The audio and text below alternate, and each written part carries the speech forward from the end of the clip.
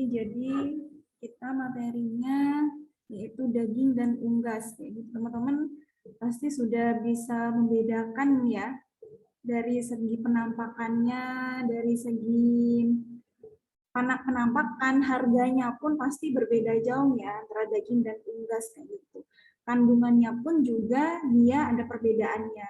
Walaupun memang dari sisi kandungannya nih ya, fokusannya itu ataupun titiknya yang sama itu adalah dari kandungan proteinnya yang tinggi. Tapi juga harus hati-hati juga dari kandungan lemak dan juga kolesterol.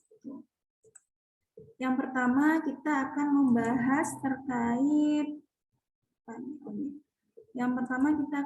terkait daging ya. Nah, daging. Jadi daging itu dia ada karkas. Jadi kalau kalian biasanya familiar gitu ya, kalau orang-orang dari pertanian ataupun peternakan gitu ya bilang, oh ini karkas gitu. Nah, kalian harus tahu karkas itu bagian mana. Jadi karkas itu dia bagian tubuh hewan yang telah disembelih utuh atau telah dibelah di sepanjang tulang belakang, di mana hanya kepala, kaki, kulit, organ, bagian dalam, dan ekor yang dipisahkan. Kayak gitu. Jadi dia sudah bagian tubuh hewan yang telah disembelih.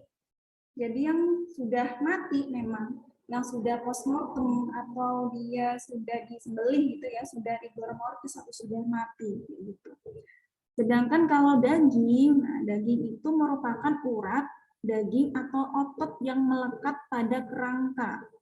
Nah, jadi pada kerangka ya, pada kerangkanya ini, pada kerangka hewan itu sampai bagian bawah-bawahnya, sampai tulangnya gitu ya. Nah, ini kecuali pada bibir, hidung, telinga. Nah, biasanya kalau di ini ya, di orang-orang yang jualan bakso ataupun yang dia dijualan yang daging-daging kayak gitu, biasanya kan ada ya bagian telinganya, bagian bibirnya yang dia biasanya dikonsumsi gitu. Nah, itu biasanya bukan disebut daging. Jadi ada namanya sendiri ya. Sedangkan kalau daging segar itu daging yang memang setelah disembelih. Jadi dia mengalami perubahan fisiokimia. Jadi kalau pas waktu ini ya, pas waktu daging itu belum disembelih, nah, kalau daging dia belum disembelih itu agak lembek kayak gitu ya. Tapi kalau setelah disembelih, nah dia akan mengalami fase rigor mortis ya, 1 sampai 3 jam kayak gitu. Nah, itu dia agak kaku. Agak kaku, nanti setelah dia melalui fase rigor mortis, nah dia agak lembek lagi. Jadi kembali lagi. Nah, ini perubahan fisiokimianya. Karena memang di situ sudah tidak ada peredaran darah lagi kan ya.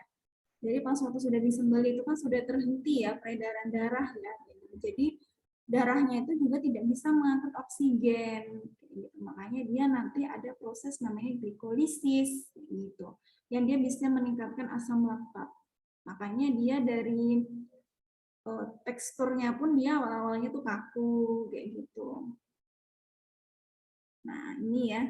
Jadi setelah fase penyembelihan, nah ini bisa dilakukan pengolahan, entah itu pengolahan ataupun tindakan gitu ya. Kalau tindakan misalnya dia pembekuan kayak gitu ya, supaya memang daya simpannya juga bisa lebih lama kayak gitu. Penggaraman, nah ini juga sering ya, sering pada daerah-daerah yang memang biasanya kalau ikan kayak gitu ya, yang seringnya itu ikannya kayak gitu. Jadi digaremin kayak gitu supaya dia tahan lama kayak gitu. Supaya dia memang AW-nya atau aktivitas airnya tuh dia bisa berkurang kayak gitu.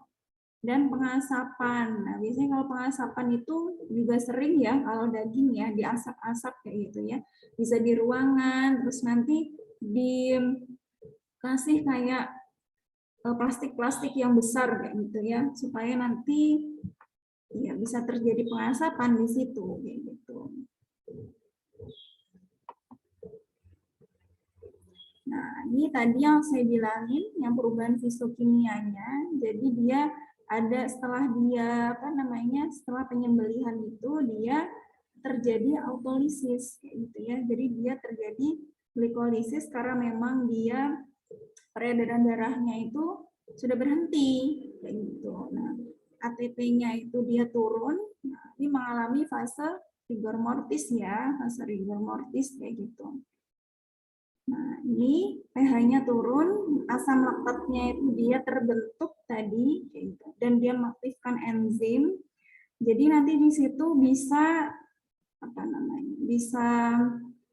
Bisa rentan juga ada mikroorganisme di situ.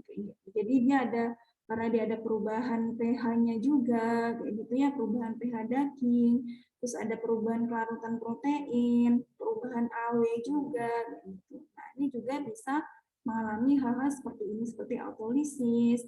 Terus ada mikroorganisme yang ada di sini juga, mikrobanya, gitu ya.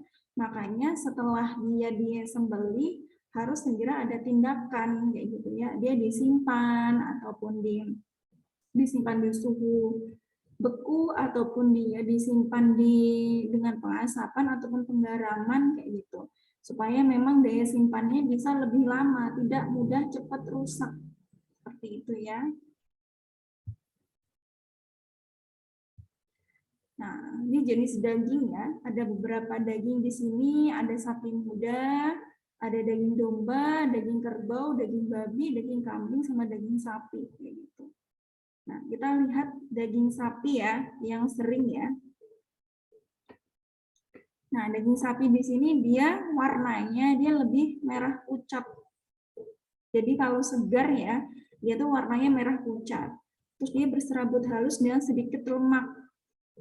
Terus ini konsistensi lihat, jadi kalau kita pijet kayak gitu ya, dia tuh kayak masih apa ya, kayak lunak-lunak gitu loh. Tapi lunaknya tuh nggak sampai dia lunak banget kayak kebanyakan air gitu ya.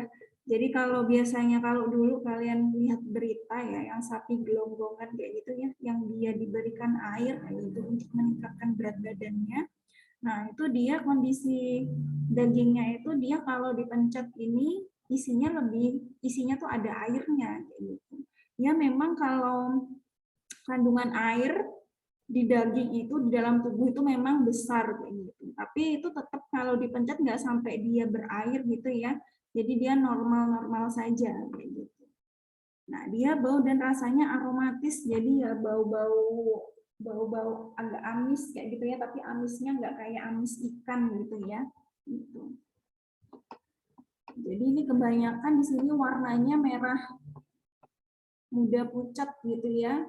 Kecuali kalau daging ini juga merah muda pucat ya, juga merah muda, merah pucat, merah muda pucat ya, merah pucat sama sampai ke merah muda gitu.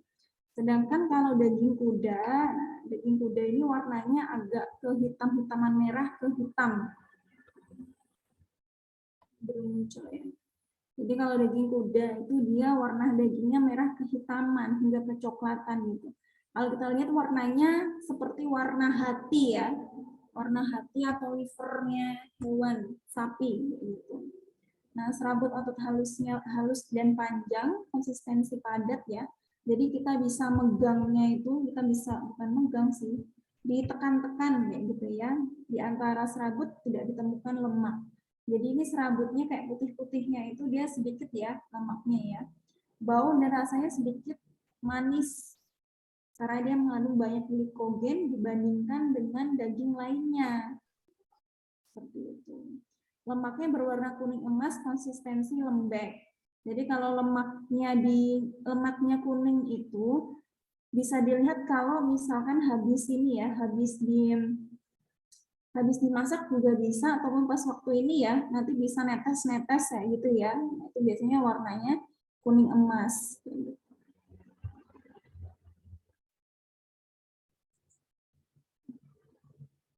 Ya, kandungan gizi daging.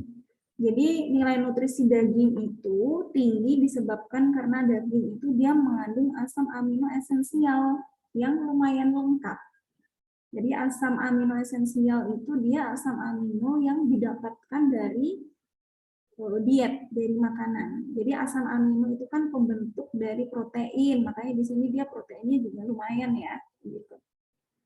Jadi kalau protein dipecah itu kalau kita kemarin belajar di ilmu gizi dasar ya, kalau protein dipecah, nah itu dia ada ikatan-ikatan, ada rantai-rantai asam amino esensial, non esensial, kayak gitu. Kalau non esensial, nah itu dia dibentuk oleh tubuh. Jadi tubuh itu bisa memproduksinya, gitu. Sedangkan kalau asam amino esensial itu tidak bisa dibentuk oleh tubuh, gitu. Makanya dia didapatkan dari diet atau dari makanan. Nah, daging sapi dia mempunyai kandungan kalori yang lumayan tinggi, jadi ada 20,7%, proteinnya 18,8%, dan lemaknya 14%.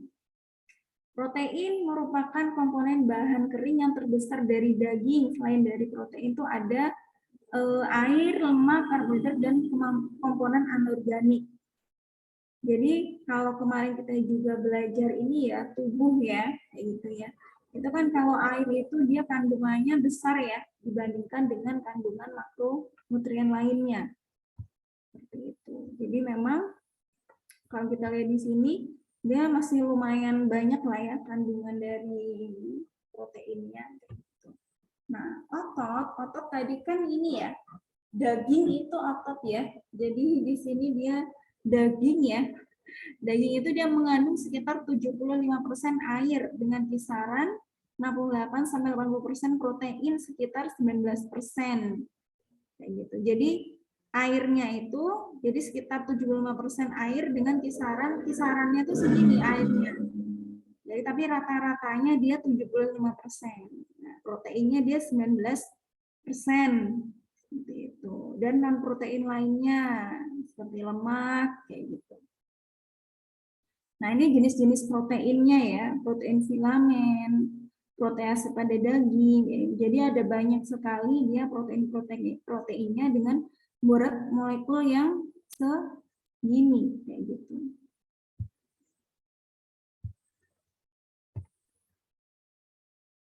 Kandungan gizi daging. Jadi kalau tadi kita belajar tadi di slide sebelumnya itu proteinnya sekitar 18% sampai 90% kayak gitu. Nah, di sini dalam 100 gram ya, dalam 100 gram itu daging sapi misalkan ya, daging sapi sampai daging itik ini, dia yang paling banyak itu proteinnya adalah daging sapi. Yang kedua daging kerbau ya, kayak gitu ya. Jadi selisihnya 0,1 kayak gitu. Sedangkan untuk lemaknya ini lumayan banyak ya, daging domba ya. Terus dia daging itik dia juga lumayan tinggi lemaknya kayak gitu. Jadi kita juga harus tahu nanti, misalkan ini lemak kayak gitu ya. Oh, lemak di sini dia lemak jenuh atau tidak jenuh ya kayak gitu. Karena daging ini ya, daging unggas, ini kan masuk unggas ya, itu sama ayam ya. Ini lebih banyak mengandung lemak tidak jenuh dibandingkan dengan lemak dari daging. Kalau daging kan sebenarnya ada daging merah sama daging putih ya, kayak gitu. Kalau daging merah tuh biasanya dari sapi, kerbau, kambing, domba, babi, kayak gitu. Sedangkan kalau daging putih, nah ini biasanya berasal dari unggas-unggasan. Dia lebih punya lemak tidak jenuh dibandingkan dengan daging merah, gitu ya. Jadi bisa lihat dari kayak warnanya gitu ya, oh ini merah, itu berarti dia masuknya ke daging merah gitu. Nah, ini kandungan gizi daging. Nah, pertama yang perlu kita ketahui itu adalah availabilitas dari Fa, dari zat besi ya. Jadi zat besi itu dia pembentuk apa coba? Kemarin kalau kita belajar. Zat besi itu pembentuk apa?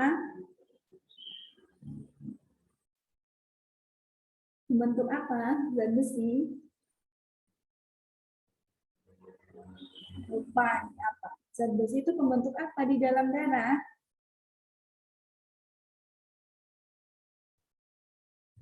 Lupa ya. Jadi zat besi itu dia pembentuk sel darah merah atau nanti dia dibentuk dari hemoglobin. Jadi F itu dia membentuk hemoglobin ya, yang sel darah merah gitu. Nah, Fe itu ada yang non Hem sama yang Hem. Yang Hem ini biasanya berasal dari daging-dagingan sama unggas atau protein hewani gitu. Sedangkan kalau yang non-Hem ini, dia biasanya berasal dari protein nabati, misalkan kacang-kacangan, kedelai, gitu. Nah, penyerapan atau bioavailabilitas dari protein dari FA yang berasal dari heme sama non-heme ini, dia lebih tinggi penyerapan dalam tubuhnya itu berasal dari protein heme. Nah, penyerapannya itu dia lebih berapa ya, sekitar 25-27% kayak gitu ya penyerapannya. Jadi lebih mudah diserap oleh tubuh kayak gitu. Sedangkan kalau protein nabati, dia FA dari nabati, nah itu dia tidak terlalu banyak diserapnya oleh tubuh. Jadi dia di bawah 5% diserapnya oleh tubuh. Makanya untuk membantu penyerapan FA non-heme, jadi sebisa mungkin kita bisa mengonsumsi sumbernya yang non-heme ini bersamaan dengan heme. Misalkan kita makan tempe gitu ya, makan tempe, terus kita juga barengi makan telur gitu ya, atau makan ikan kayak gitu. Jadi dia bisa untuk meningkatkan bioavailabilitasnya dari FA nabati ini. Gitu. Apalagi kalau misalkan ya, karena bioavailabilitasnya dia lebih rendah ya dibandingkan dengannya FA yang heme ini, kita perlu ingat bahwasanya ada beberapa zat makanan yang dia bisa meningkatkan atau bisa menghambat penyerapan dari FA gitu ya. Misalkan kalau dia untuk meningkatkan penyerapan tuh seperti vitamin C, vitamin A, itu dia meningkatkan penyerapan dari FA-nya ini. Sedangkan kalau dia menghambat, misalkan dia teh kayak gitu ya, coklat kayak gitu. Jadi kayak tanin kayak gitu. Terus kafein juga seperti itu. Jadi kita bisa menjauhi bahan makanan yang mengandung bahan makanan yang dia menghambat. Jadi kita bisa tahu dan menjauhi atau mengurangi gitu ya. Nah, makanya kalau sudah dia konsumsi FA nabati ya, yang dia zat besinya dari protein nabati, ya harus perlu dihindari atau dikurangi konsumsi yang bersamaan dengan bahan makanan yang menghambat. Tapi dia bersama dengan konsumsi teh, ataupun kopi, ataupun coklat. Nah, selain dari availabilitas, nah ini ada kolesterol, tentu ya, karena kandungan lemaknya di sini juga lumayan ya. Gitu. Nah, kolesterol ini dia hanya disintesis pada hati, hewan ataupun ternak. Gitu. Nah, lean meat sapi, jadi yang ini ya bagian lean-nya. Lean itu bahasa Indonesianya apa ya? Lean itu bahasa Indonesia apa kok lupa saya. Jadi lean meat-nya itu, sebentar saya cari.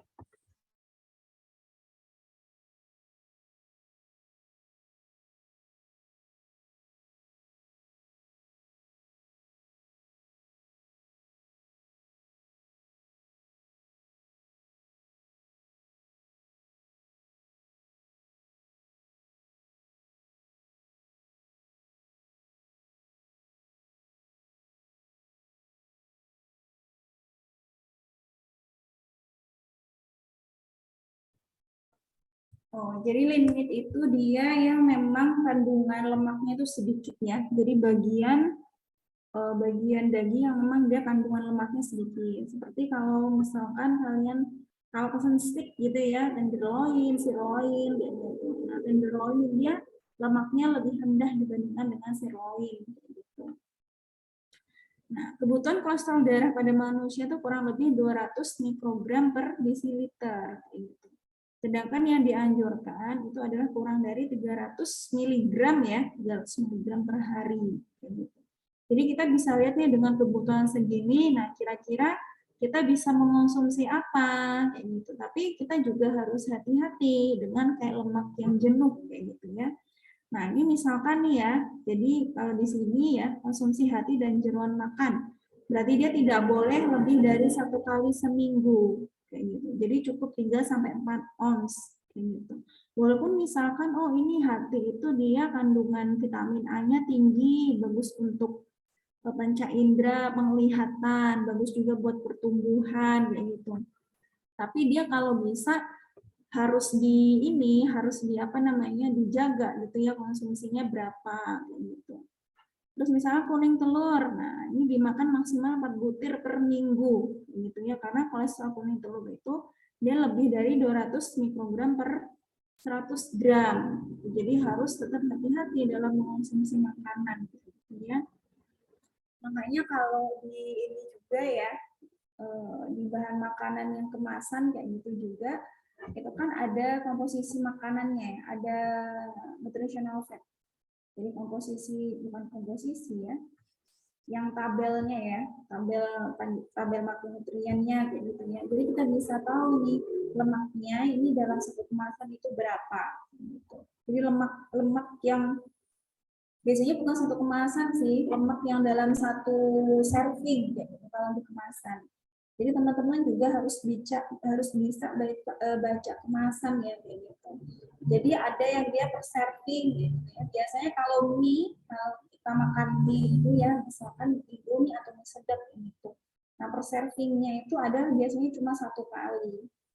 Jadi yang info yang ada di situ ya, info komposisi zat gizi yang di situ itu adalah komposisi zat gizi yang 1 kali makan atau 1 bungkus Indomie itu atau mie sedap ya. Beda kalau misalkan kita konsumsi yang ini ya, yang biskuit gitu ya, biskuit kayak nabati gitu, misalnya wafer kayak gitu. Di situ sebenarnya ada tulisannya nih, per servingnya dia berapa. Per servingnya biasanya tuh ada yang 3 kali atau 4 kali kayak gitu ya. Nah, berarti dia tidak boleh dikonsumsi semuanya, dan komposisi yang ada di bahan makanannya itu misalkan lemaknya ya, lemaknya 8 gram. 8 gram itu adalah 8 gram ketika kalian konsumsi 1 servingnya itu, bukan konsumsi 1 bungkusnya. Nanti kita pelajari di pelajaran apa ya, di semester 3 ya, punya status gizi yang ini. Tapi kalian juga bisa mempelajari sekarang gitu ya, bagaimana cara membaca label gitu. Karena memang kasus seperti kasus obesitas itu memang dia bisa dilatar belakangin karena memang tidak pandai gitu ya membaca label gitu. Misalkan dia harusnya lemak sehari itu dibatasi konsumsinya ya, berapa persen gitu dari kebutuhannya. Tapi anak-anak itu biasanya ya, dia konsumsi ciki-cikinya banyak banget gitu. Jadi dia dari kalorinya tinggi, lemaknya pun juga tinggi. Gitu. Yang selanjutnya mutu daging. Nah, mutu daging itu tadi juga udah sedikit ya, suatu jenis-jenis daging tadi ya, kayak gitu. Jadi apa saja nih yang perlu kita perhatikan untuk menentukan mutu daging, ataupun mutu unggas juga kita bisa hampir sama. Nanti kita bisa lihat dari hal-hal seperti ini, dari dia rasa dan aroma, warnanya, kandungan lemak atau marblingnya. Marbling itu kayak putih-putih, apa sih kayak serat-seratnya gitu ya. Terus keempukan atau kelunakannya kayak gitu. Nah, ini bisa dilakukan dengan cara seperti ini. Jadi misalkan keempukannya atau kelunakannya, nah, kita bisa tekan nih menggunakan jari. Nah, ini dagingnya sehat atau enggak nih. Jadi pas waktu kita tekan, kira-kira dia kenyal nggak? Dia balik lagi nggak ke bentuk yang semula? Gitu. Nah itu bisa mengindikasikan bahwasanya daging itu tuh masih segar, gitu ya. Biasanya kalau di supermarket itu kan ada pendinginnya ya, kayak gitu ya. Ada pendinginnya, tapi kita juga bisa cek nih dari warnanya juga kayak gitu. Ada yang biasanya beku juga ya di supermarket itu ya. Terus yang kedua, kandungan lemak atau marblingnya. Nah, ini biasanya serat-seratnya itu ya, serat-seratnya yang otot intramuskularnya ya. Nah, marbling ini dia berpengaruh terhadap cita rasa daging, gitu ya. Yang selanjutnya warna. Warna kalau kita lihat dari yang tadi, beberapa jenis daging tadi ya, ada misalkan daging sapi, warnanya merah, pucat gitu ya. Terus daging babi, dia merah, pucat sampai ke merah muda. Jadi kita bisa tahu warna-warna yang memang dia adalah daging segar. Jangan sampai kita kaget misalkan kita mau beli daging kuda gitu ya. ini dagingnya kok warnanya nggak merah pucat ya, tapi kok dia warnanya kecoklatan atau warnanya agak merah kehitaman, apakah dia sudah lama ya kayak gitu di display ya, apakah dia masih bagus ya gitu. Jadi kita sudah punya pengetahuan tentang jenis daging segar itu di berbagai jenis daging itu seperti apa gitu ya. Yang selanjutnya rasa dan aroma. Jadi rasanya itu dia relatif gurih dan aroma itu sedap gitu ya. Jadi dia dilihat dari permukaannya relatif kering ya, sehingga dapat menahan pertumbuhan mikroorganisme dari luar. Jadi di sini AW-nya itu dia nggak terlalu tinggi atau aktivitas tingginya tuh nggak terlalu tinggi. Karena kalau daging itu dia AW-nya terlalu tinggi, dia bisa digunakan sebagai media pertumbuhan mikroorganisme. Gitu. Jadi biasanya memang ini ya, komposisi atau kandungan airnya itu dia nggak terlalu tinggi juga gitu ya. Nah, ini ada persyaratan mutunya ya. 1, 2, 3. Jadi ini nggak apa-apa. Kayak kemarin kita telur itu ya, ada mutu 1, 2, 3 kayak gitu ya. Itu tergantung dari telurnya keadaannya seperti apa gitu. Nah, seperti ini warna daging merah terang skornya 1 sampai 5. Nanti ada skornya ya. Contohnya. Nah, di sini ada warna-warnanya, kalian bisa mencocokkan dengan tabel ini ya. Dia masuk ke mutu mana, kayak gitu. Warna daging, misalkan dia merah terang, skornya 1 sampai 5, jadi dia antara 1 sampai 5, kayak gitu. Sedangkan kalau kegelapan, merah kegelapan, dia skornya, kegelapannya itu dia antara 6 sampai 7. Sedangkan kalau merah gelap, dia skornya 8 sampai 9, gitu. Ini juga sama ya warna lemaknya ya atau marblingnya ya, dia ya ada putih, ada beda ya warna lemak sama marblingnya ya. Jadi warna lemaknya dia ada yang putih, ada putih kekuningan, yang serat-seratnya itu ya ada kuning. Kalau marblingnya itu yang ininya maksudnya. Kalau marbling tuh yang ininya ya, kayak serat-serat gitu ya. Kalau lemak tuh biasanya serat agak panjang gitu ya, biasanya lemak. Saya nyebutnya biasanya serat untuk serat daging ya gitu ya. Nah, ini teksturnya bisa kita pegang ya, apakah dia halus, sedang atau dia kasar. Nah, untuk mutu mikrobiologis daging sapi, nah ini biasanya ada SNI-nya, standarnya gitu ya. Jadi dalam daging itu dia berapa koliformnya gitu ya. E. coli-nya dia harus berapa. Jadi dia maksimum misalkan 1 kali 10. Jadi ini 10 ya. Jadi maksimal itu 10 kayak gitu per satuannya ini. Jadi kalau kita bisa simpulkan ya, jadi ciri daging itu dari warnanya, jadi warnanya segar ya, dari warna merah ke merah tua ataupun merah muda, itu bisa dilihat dari jenis dagingnya, dia apa. Gitu. Karena kan tadi berbeda-beda ya, dia daging segar, misalkan kuda dan juga daging segar untuk sapi, daging segar untuk babi, itu kan bisa jadi dia warnanya agak berbeda. Gitu. Tidak pucat, kayak gitu ya, tidak pucat, atau mengkilat ya, tidak berwarna kebiru-biruan. Nah, kebiru-biruan biasanya dia udah agak lama ya. Dari fase rigor mortis, fase penyembelihannya sampai dia di display kayak gitu ya, dia udah agak lama kayak gitu. Ataupun bisa juga terjadi ini juga pas waktu misalkan sapinya gitu ya, sapinya sudah mati gitu ya karena sakit gitu misalkan, terus baru disembelih kayak gitu. Itu kan biasanya juga akan mempengaruhi ini ya, organnya, mempengaruhi kualitas dagingnya, itu bisa juga.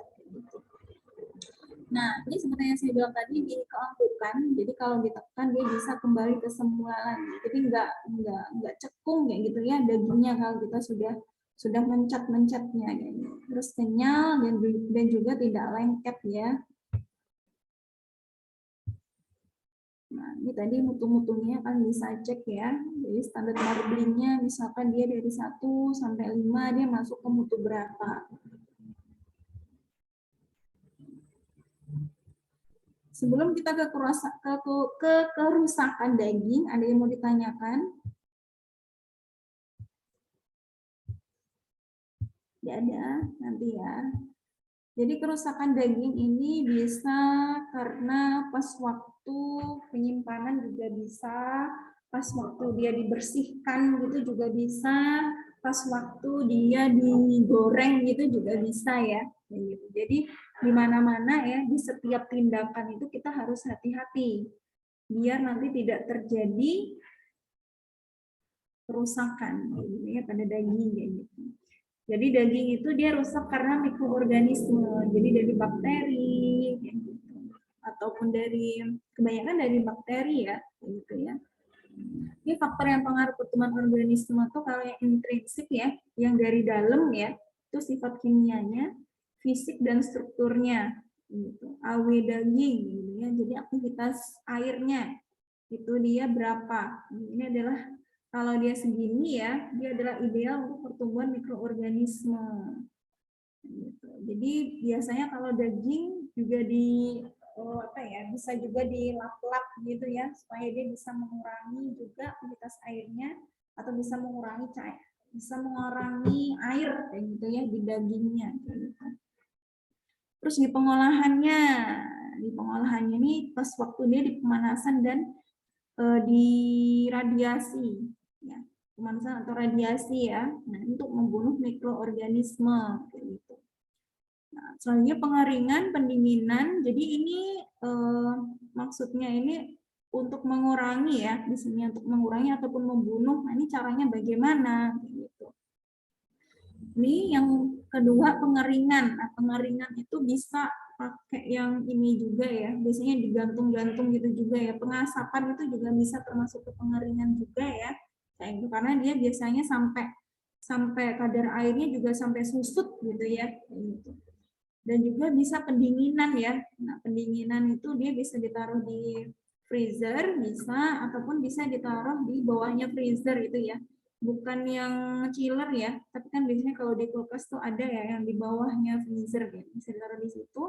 Atau bisa kalau pedagang daging biasanya ya ada freezer khusus buat daging kayak gitu. Ini fungsinya untuk memperlambat pertumbuhan mikroorganisme kayak gitu ya. Yang soalnya penggilingan, penambahan, pencampuran, dan penggunaan alat yang tidak higienis. Nah, kalau ini dia bisa mengakibatkan dia meningkatkan kerusakan juga karena mikroorganisme kayak gitu ya. Kalau dia misalkan ya digoreng kayak gitu ya, digoreng terus alat yang digunakan tidak higienis, atau dari sotilnya misalnya, ataupun di wajannya itu dia habis masak, misalkan habis masak seafood kayak gitu ya, tidak dibersihkan, habis itu dia masak daging-dagingan gitu. Nah, tidak hanya di alat, sebenarnya kalau di kulkas itu bisa juga terjadi cross kontaminasi. Makanya kalaupun disimpan di kulkas, daging itu harus ditutup juga. Gitu. Jadi nanti untuk mengurangi cross kontaminasi bakteri juga kayak gitu. Karena kalau kita simpan di kulkas itu kan fungsinya hanya memperlambat ya, bukan membunuh ya. Jadi tetap dia harus ditutup pas waktu menyimpannya. Gitu. Yang C ini dia ekstrinsik, suhu dan suasana gasnya. Ini bisa di tahap penyimpanan, tahap distribusi, penyimpanan di suhu ruang. Kalau di suhu ruang itu dia bertahan 1 hari saja. Jadi karena sekarang itu sudah ini ya, sebagian besar setiap rumah tangga itu sudah punya kulkas ya, kayak gitu. Kalau yang belum punya kayak gitu ya, kita menganjurkannya harus dikonsumsi dalam 1 hari gitu. Atau bisa diakali dengan tadi tindakan seperti pengasapan, penggaraman kayak gitu. Itu kan tindakan yang mengurangi kadar air juga ya, mengurangi aktivitas air gitu, supaya nanti penyimpanannya juga dia tahan lama gitu. Apabila walaupun di suhu ruang gitu ya, karena dia sudah menurunkan kadar airnya. Gitu. Nah, penyimpanan di suhu rendah sampai 1,5 derajat Celcius atau disimpan di freezer, dia akan mempunyai daya simpan yang lebih lama. Nanti kita lihat ya berapa lamanya. Gitu. Ini proses pengolahan untuk menginaktifkan mikroorganisme. Tadi juga sudah sedikit ya. Jadi ada 4 ya, pemanasan, iradasi, penyimpanan pada suhu rendah, dan tekanan tinggi. Pemanasan bisa dari dimasak ya, kukus, rebus, goreng, panggang, hingga suhunya kurang dari sama dengan 100 derajat Celcius. Jadi fungsinya karena ini dia menginaktifkan mikroorganisme, jadi dia lebih ke membunuh mikroorganisme patogen. Jadi kalau untuk meningkatkan kecernaan, cita rasa itu adalah sisi lainnya ya dari menginaktifkan mikroorganisme. Jadi kalau kita kukus, kita rebus, kita goreng, pasti dia lebih enak gitu ya. Yang awalnya itu kenyal gitu ya, kalau daging gitu ya, itu bisa lebih meningkatkan kecernaan. Tapi biasanya kalau steak itu kan beda-beda ya. Ada yang dia rare kayak gitu. Ada yang dia well done, dia benar-benar matang kayak gitu kan, tergantung dengan selera masing-masing ya.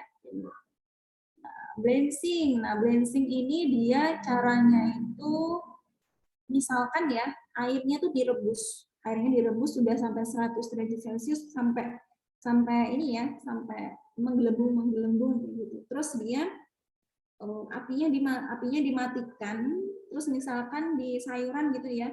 Nah, sayurannya dimasukkan di air tersebut, itu namanya blanching. Jadi bukan direbus ya, karena dia sudah dimatikan ininya, apa namanya, sudah dimatikan apinya. Terus dia agak direndam berapa menit kayak gitu ya. Nah, itu namanya metode blanching. Makanya dia suhunya kurang dari 100 derajat Celcius kayak gitu. Ini biasanya dilakukan pada sayur-sayuran ya, kayak gitu. Yang ketiga itu drying suhu kurang dari 100 derajat Celcius, ini untuk mengurai kadar air yang menentukan mutu pangan. Biasanya itu kalau yang ini ya, ikan biasanya itu ya, yang dia dikeringkan kayak gitu ya, supaya kadar airnya juga dia bisa berkurang kayak gitu ya. Jadi kalau kalian tinggal di sekitar laut masih sering ya ikan-ikan dikeringkan kayak gitu. Terus yang keenam, pasteurisasi dengan suhu 60 sampai 90 derajat Celcius. Nah, ini dia akan membunuh mikroorganisme patogen juga ya, proses ini. Yang kedua, iradasi. Jadi dia bisa pakai microwave juga, pakai UV juga bisa, pakai ionizing radiation juga bisa ya. Nah, paling aman ini yang ini juga ya, karena memang dia tertutup juga ya. Nah, kalau yang B sama C ini biasanya juga masyarakat awam belum tentu punya, tuh belum punya metodenya, caranya itu kan masih nggak tahu ya gimana nya. Jadi yang paling aman dan paling mudah ini bisa microwave gitu ya. Biasanya microwave itu kan kita berapa menit gitu ya dihangatkan, atau kita bisa setting dia temperaturnya berapa, waktunya berapa gitu. Yang ketiga, penyimpanan pada suhu rendah. Jadi dia di freezer ataupun di chiller ya. Gitu. Kalau chilling ya, chiller yang ada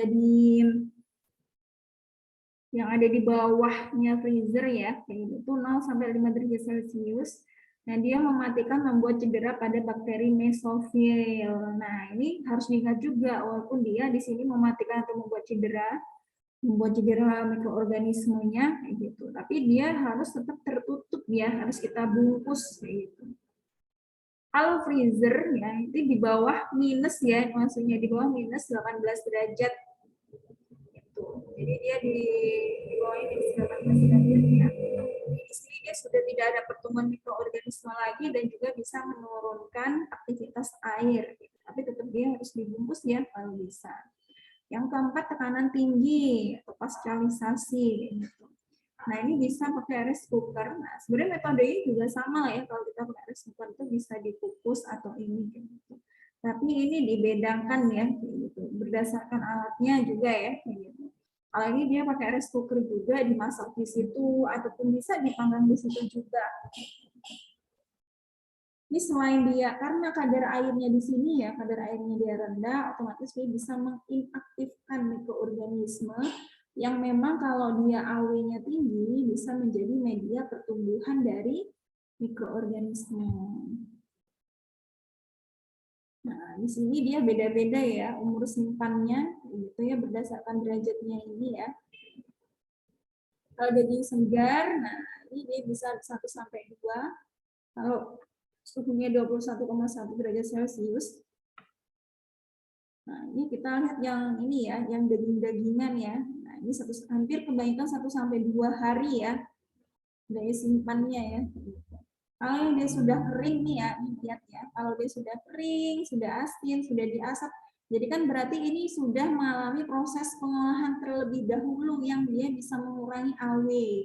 Baru dia disimpan pada suhu segini, 21,1 derajat Celcius. Nah, itu bisa disimpan 360 hari ya, 1 tahun ataupun lebih.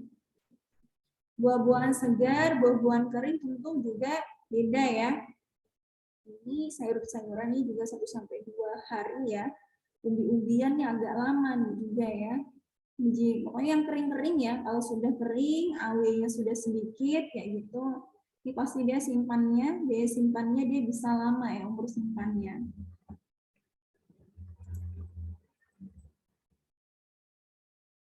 Nah, ini ya. Jadi ini chiller misalnya 4 derajat Celcius, kalau freezer dia di bawahnya atau sama dengan 0 derajat Celcius gitu. Jadi yang biru ini freezer, yang ini dia chiller kayak gitu. Nah, ini misalkan nah ini daging ya. Jadi emang beda-beda ini sih, beda-beda sumber gitu ya. Tapi kebanyakan tuh kayak tadi ya, oh ini 1 sampai 2 hari ya. Misalnya 1 sampai 2 hari kayak gitu. Kalau dia sudah diolah ini bisa lebih dari 1 tahun gitu. Kalau dia di freezer, kalau ini kemungkinan dia kebanyakan suhu-suhu chiller ya, segitu ya. Atau suhu ruang juga kalau di ini juga bisa ya, tapi lumayan dingin ya, segitu ya. Jadi kayak di freezer ini juga, kayak freezer yang ruangan ya, itu juga bisa sekitar segini juga, 18 derajat Celcius ataupun sampai 21 derajat Celcius kayak gitu. Kalau ini kan dia freezer kulkas ini ya, kulkas rumah tangga ya kayak gitu. Jadi biasanya suhunya juga segini gitu, 0 ataupun 4 derajat Celcius kayak gitu. Kalau yang daging-daging, nah ini kan kayak daging matang dia sampai bulan-bulanan ya, karena memang dia sudah diolah. Nah, makanya tadi ada di slide sebelumnya tadi, jadi untuk menginaktifkan itu harus matang terlebih dahulu. Jadi kalau yang rebus misalkan ya rebus, terus dia matang, terus mana lagi ya? Enggak kebaca ya apa ya. Jadi yang matang-matang ini dia sudah juga lebih lama ya untuk chillernya ya 3 sampai 4 hari dibandingkan kalau dia daging segar kayak gitu ya 1 sampai 2 hari. Nah, ini daging giling. Nah, daging giling tadi misalkan tadi ya di slide sebelumnya daging giling sama daging segar yang dia keadaannya utuh juga dia kalau di chiller lebih sebentar untuk simpannya tuh daging giling. Karena kan dia sudah apa ya dari sisi teksturnya juga ya itu kan sudah digiling ya kayak gitu. Makanya dia juga bisa tinggi juga kadar airnya juga karena habis digiling ya gitu. Nah, kita juga bisa perhatikan ya. Ini juga yang segar kalau dia di chiller ya 1 sampai 2 hari, kalau di freezer dia bisa sampai 1 tahun. Tapi freezernya kalau bisa yang freezer yang dia ini, yang kulkas 2 pintu, biar nggak sering-sering buka gitu ya. Kalau yang dia 1 pintu itu kan sering-sering buka ya. Kalau sering-sering buka itu kan pasti suhunya juga tidak optimal. Maksudnya dia karena sering buka tutup kayak gitu, suhunya juga nggak terlalu tiba-tiba naik, kadang-kadang turun gitu ya. Jadi pas dibuka kayak gitu naik terus tutup lagi turun gitu. Jadi amannya ini memang dia punya yang 2 pintu gitu. Tapi kalau punya 1 pintu ya tetap harus hati-hati berarti ya dalam penyimpanan. Gitu.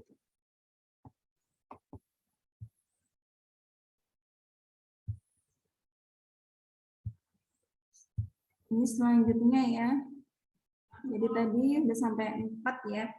Sampai apa namanya tekanan pakai rice cooker kayak gitu.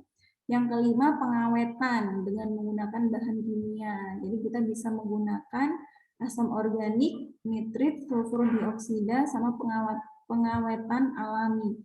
Jadi sebenarnya ini tidak hanya bisa dilakukan pada daging ya, tapi juga bisa pada unggas, juga bisa, ataupun pada daging sama unggas ya, jadi ditambahi bahan kimia gitu. Tapi juga harus ini apa namanya, dilihat juga, misalkan untuk ini ya nitrit, nitrit ini dia untuk bakteri penghasil spora. Jadi kita bisa lihat nih, misalkan daging kuda kayak gitu. Nah, dia tuh rentan dia nanti misalkan ditumbuhin bakteri apa kayak gitu. Ataupun misalkan pedagang yang dia sering masak dagingnya bersama dengan seafood, nah ini biasanya dia cross kontaminasinya dengan bakteri apa. Itu bisa dilihat juga, dia kontaminasinya lebih sering kontaminasi yang mikroorganismenya apa gitu. Mengontrol AW, nah ini tadi juga ya pengeringan, juga kayak ikan ya. Kalau yang daging biasanya jarang ya kita lihat pengeringan ya, adanya pengasapan gitu. Terus juga bisa menambahkan garam ataupun gula. Jadi kayak ini juga sih, apa ya? Kayak buah-buahan ini loh, kayak buah ataupun sayur kaleng kayak gitu ya, ditambahin garam sama gula. Nanti di situ dia disimpan kayak gitu. Nah, itu biasanya dia bisa berbulan-bulan juga kayak gitu. Nah, ini ya. Jadi AW kalau tadi kan 0,99 ya. 0,99 itu dia bisa menjadi media yang baik untuk pertumbuhan mikroorganisme. Jadi kalau memang dagingnya nggak mau ditumbuhin mikroorganisme, jadi aktivitas AW-nya ini dia harus kurang dari 0,6. Dari daging ada yang mau ditanyakan?